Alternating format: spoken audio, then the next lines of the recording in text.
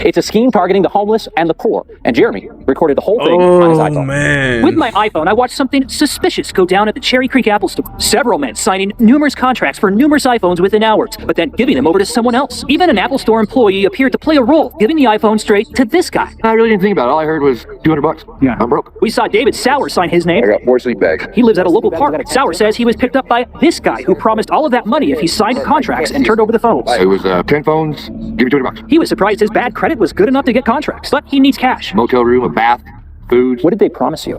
So, fun fact, in college, I used to know this guy who stole kids' like iPhones back in the day. And I say back in the day, like 2010, 2011. Back then, like iPhones were worth like a fortune and they didn't have to be unlocked or whatever. He would steal them and then sell them to like Gazelle, and Gazelle would give him like $300 and he would buy like textbooks with it. Nowadays, I'm not too sure what people get out of stealing phones. Is it that easy to like jailbreak it, or like not even jailbreak it, but erase everything so that it can be sold? Because a lot of them have to be factory reset, and then even more of them have to be completely erased so that the email isn't on there anymore. I say all that to say this: people now are still selling and stealing and then selling. I don't know what they're doing with them, to be quite honest, but people nowadays are still stealing iPhones, Androids, doesn't even matter. They're stealing your cell phones.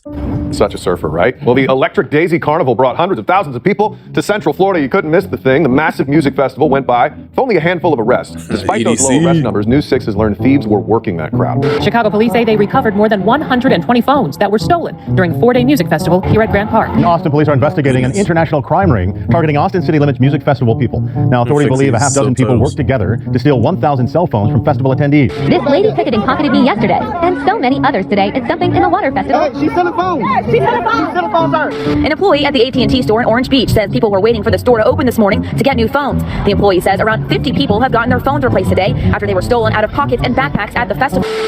We've thrown hands with the dude stealing phones at the festival. Swiping not dozens, but hundreds of people's cell phones. Only News 6's Eric Von Enke discovered there have been multiple arrests since then, and the thieves were likely highly organized in this case. He's live at Camping World Stadium where this all happened. So, Eric, how many phones did these crooks manage to steal? Now it's in China. I'll tell you this, Matt. We know that hundreds of people were in line here at EDC Saturday night in the Lost and Found line looking for their phones.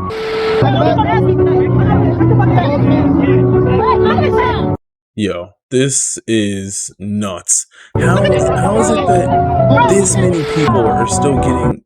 How is it that this many people are still getting their iPhone stolen? I mean, come on. I thought this was, like, over and done with. I thought this was been over and done with.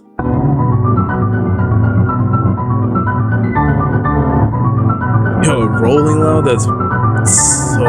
And the Austin police tell us they have made 5 arrests, but believe more people were involved. 100 people have been formally charged now, accused of stealing electronics in the DFW area and then selling them overseas. Citizens arrest. Yo, area and then selling them overseas. He's like choking the dude out. What the yo, that's crazy. Photos from a Cave View viewer show a bag cut open before the phone inside was stolen. China? Bro, her phone really got stolen and ended up in China. It was stolen in Aspen World almost a month ago. I guess that answers my question. China. Oh wait, time out, because my phone was stolen at Rolling Loud. Here, you see this? You see this location? My phone is in the same spot as theirs. That's crazy. Platform.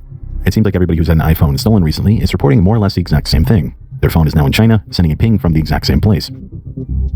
Yo. This is South Wafa Road in Shenzhen, China. It seems to be one of the most common locations for stolen iPhones in America to end up. But generally speaking, the broader area these phones end up in is the Haoxing Bay subdistrict. And I should add, it's not just that these phones are ending up in the exact same place. Perhaps what's even more interesting is if you take a look online at any number of these posts about this, you'll find that almost all of the phones are being stolen from music festivals. A quick Google search for Haoxing Bay, and you'll quickly learn that this neighborhood is essentially the largest secondhand parts market for smartphones in the world. Most of the smartphones from China come from here. And that being said, the secondhand market here is so ridiculously large that there have been YouTubers who've gone here and built their own custom iPhone from scratch. Additionally, you can also find knockoff iPhones in Haoxing Bay. Now, while you might think that having a massive amount of Find My iPhone data and pings might make it incredibly easy to prosecute this type of criminal activity, so far it seems like there's not much attention on this story. While countless news stories over the past couple years have picked up on the pickpocket rings of music festivals, nobody seems to have tied the two stories together, where these phones are actually ending up. And I should add that phone theft from crowded places isn't really a new thing, but this is. The sheer amount of reports on social media pointing to their phones ending up on the exact same block is incredibly surprising. And if you were to take a screenshot found on the internet from someone's Find My iPhone, it's pretty easy to figure out where these businesses are. Now, I want you to keep in mind the range for the iPhone's ping listed here.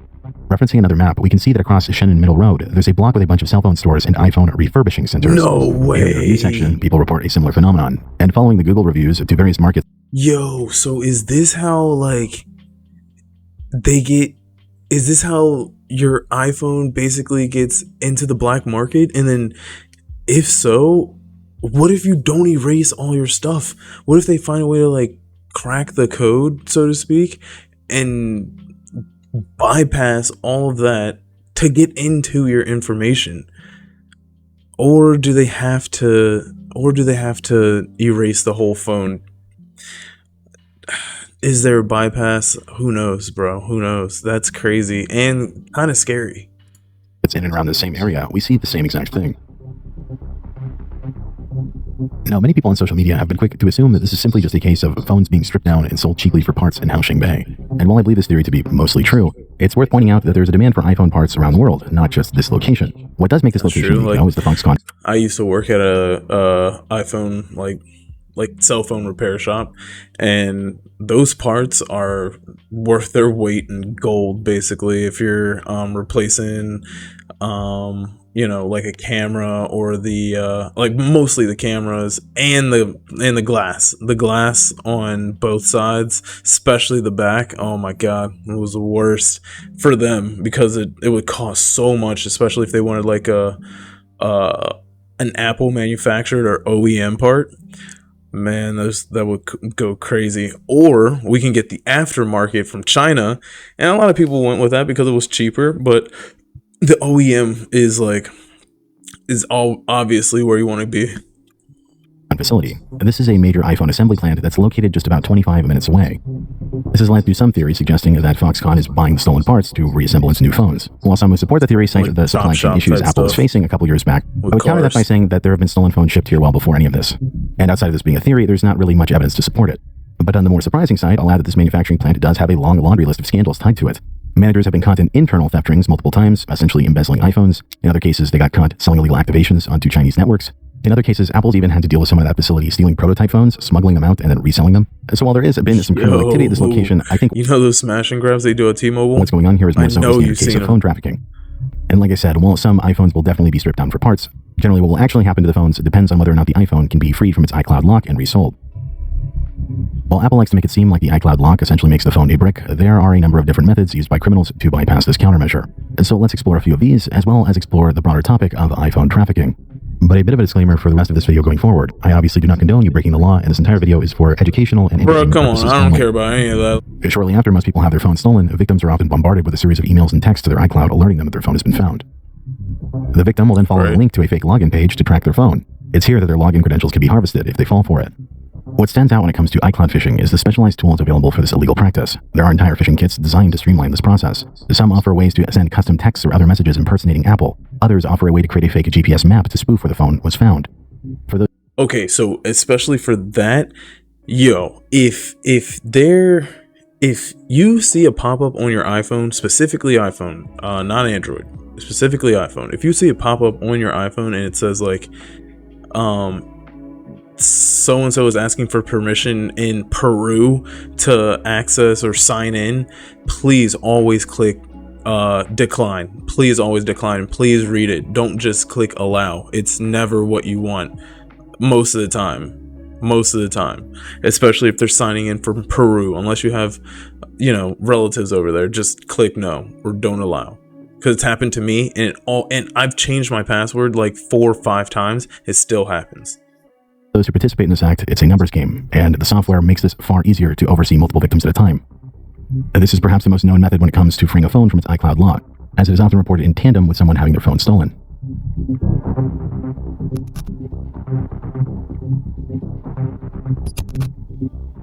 And while not everybody is guaranteed to fall for the first method, another method that seems to have had some success in the past is walking into an Apple store and convincing a manager to unlock the phone. Usually the script for this method goes something like, hey, I forgot my login credentials, but I can prove that I own the phone. Here's a receipt.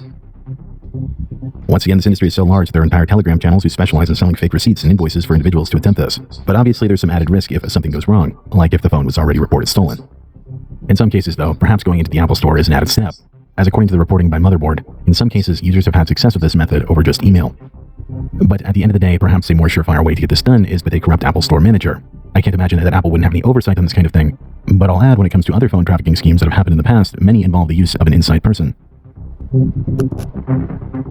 Remember, man, statute of limitations, but yeah, I remember back in when I was like selling phones for T-Mobile, Sprint, Verizon, like it was in Sam's Club, like in their cellular section. I knew this guy.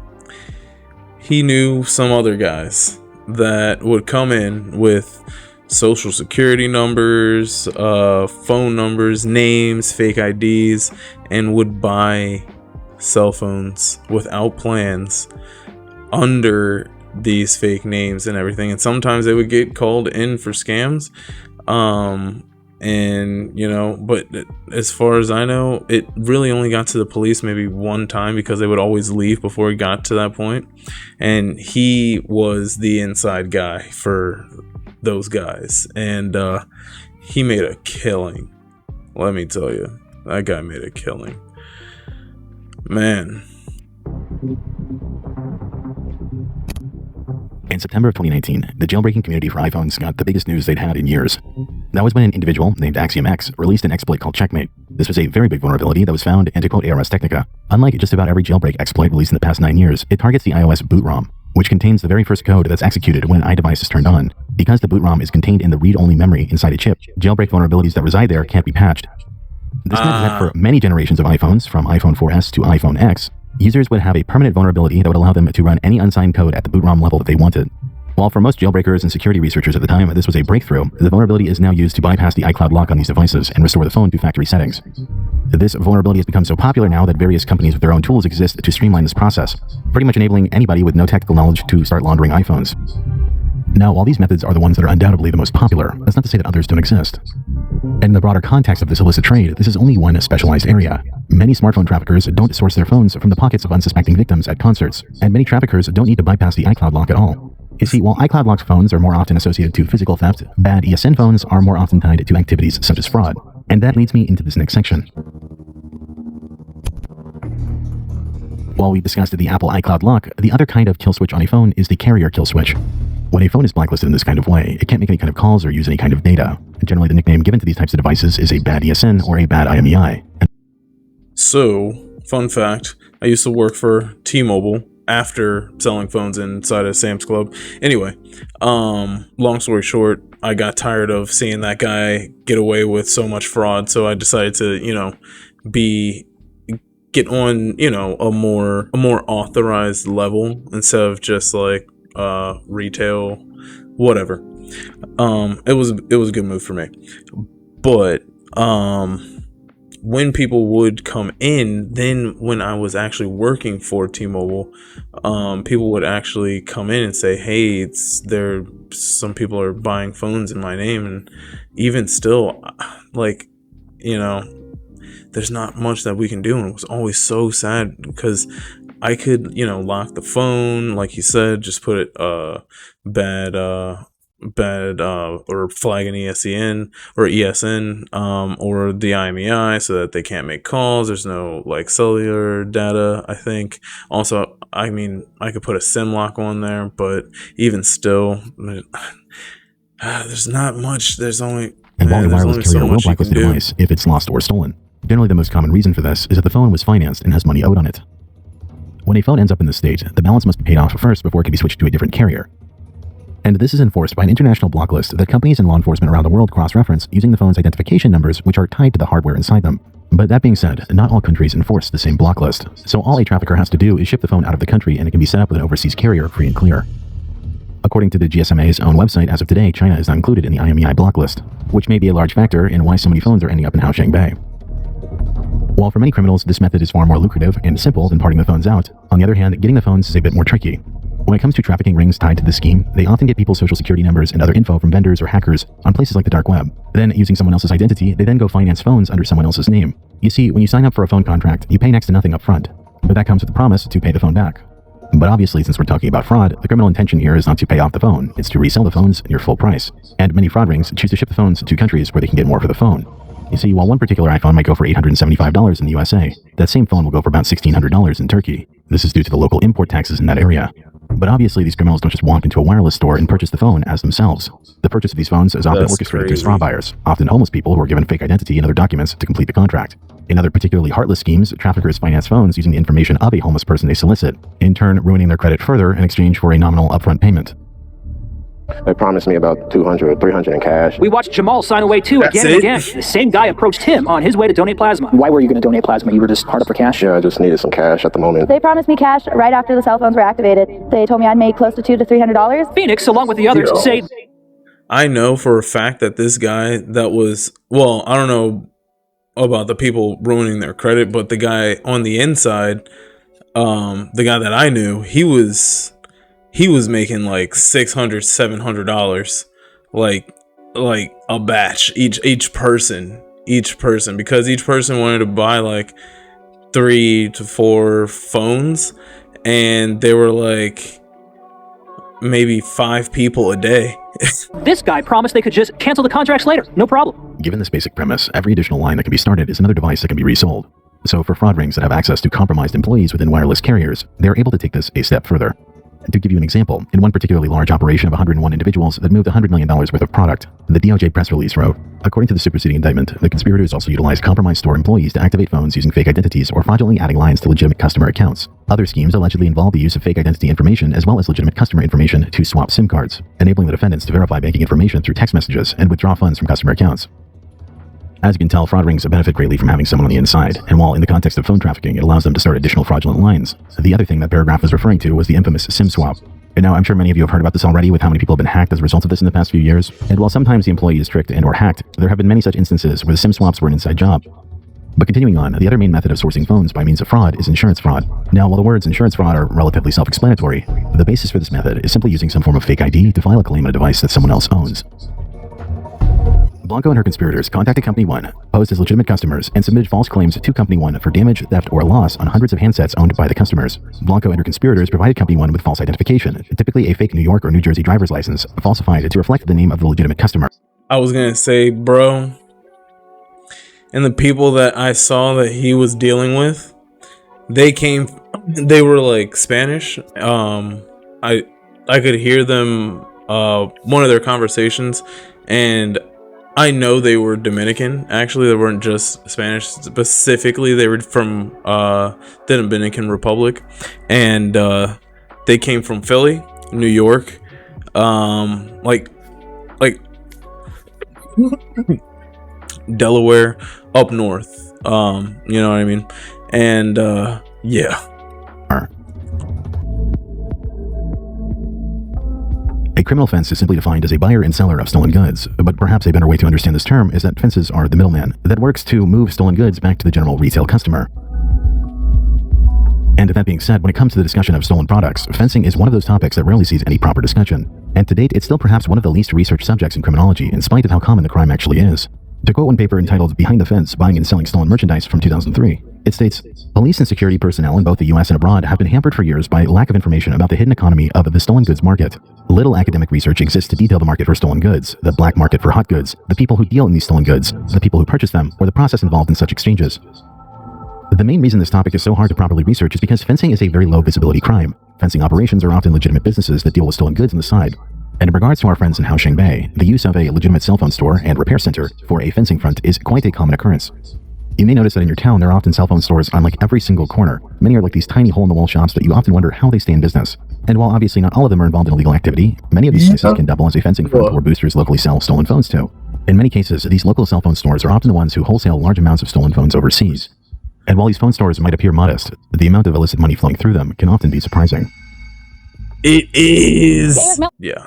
Two homes and this business here on Harwin all at the same time this morning. You can see they are still making repairs there. The objective, they say, to take down a $65 million organized crime and money laundering scheme. Here alone, they say they seized 1,900 electric devices worth almost $2 million.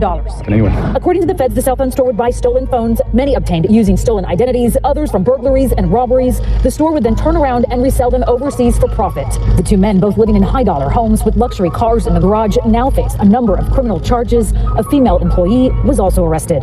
Jessica Willie, ABC 13 Eyewitness News. Now, while pretty much any place that deals in secondhand merchandise can be wrapped up in fencing to some degree, whether they realize it or not, the type of establishment most people associate closely with fencing are pawn shops. While pawn shops are definitely another common fence that lead to the sale of smartphones overseas, the world of commerce, both legal and illegal, has moved online, where in regards to phone trafficking, it seems that eBay has become the go-to platform for fencers in the modern day. And honestly, God, you'd be very surprised at how many people just openly sell stolen products on places like eBay. Yeah. And taking a look at just like this random listing here, this is someone's wedding photos, and then you go over and they even have a photo, and it's like, yeah, this was reported stolen by AT&T, and here we are openly selling it on eBay. There's so many other listings like this.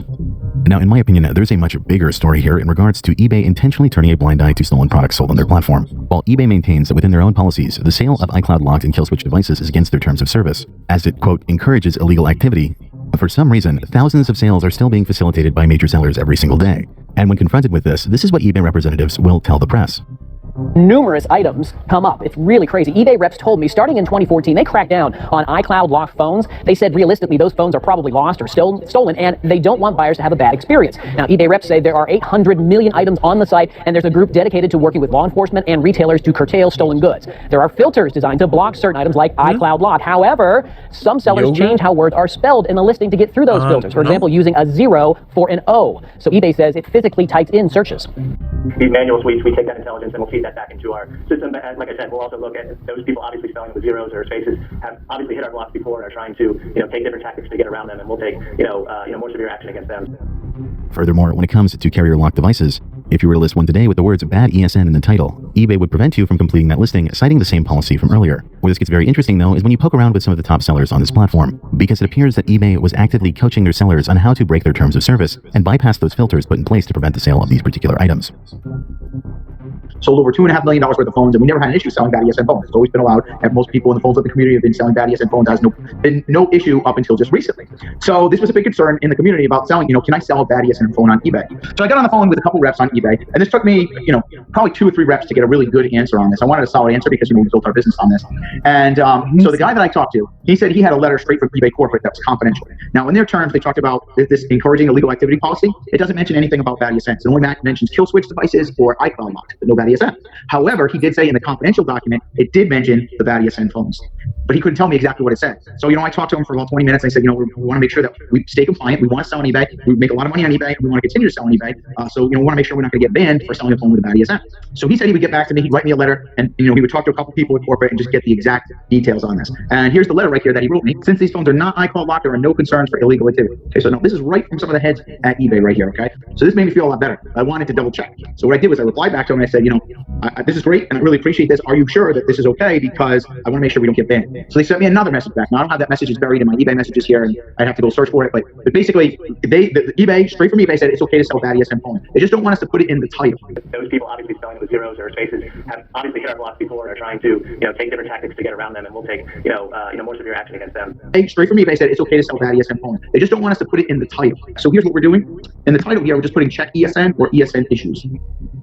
That's it. Just put check ESN. And to give these sellers the absolute benefit of the doubt, they do seem to be collecting a bill of sale, and they do seem to be checking IDs with the bad ESN phones that they're buying. But given the fact that we know that many bad IMEI/ESN phones are obtained through identity theft, who's to say that the people that they're meeting aren't using a fake ID too? In no way, shape, or form does a few words written on a page prevent a stolen phone from being sold to you. But they can just claim, how was I supposed to know? What stands out to me is that basically all of the buyers for these bad ESN phones on eBay are pretty much overseas, and these top-rated sellers will tell you that firsthand.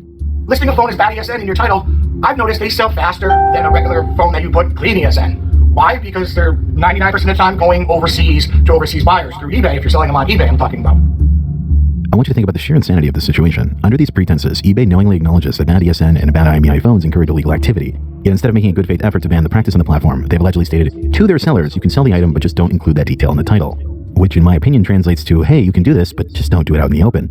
That's really sketchy considering that eBay as a platform enjoys legal immunity as a marketplace, but still gets to reap all of the profit of the things that fall through the cracks. Additionally, there's plenty of legal precedent to suggest that trafficking blacklisted iPhones overseas will land you in jail. Yet when eBay turns a blind eye to it, it's business as usual. Considering the company has openly protested and lobbied against various e-fencing bills, it makes me wonder just how much the company's business model relies on fencing operations setting up shop on the platform. Like seriously, if you're eBay, why police this when you can run the entire thing almost like a honeypot? Let some sellers get big and then let law enforcement bust them every now and again. Law enforcement gets to collect and you get to profit off it the whole time. That makes complete sense. It makes so much sense.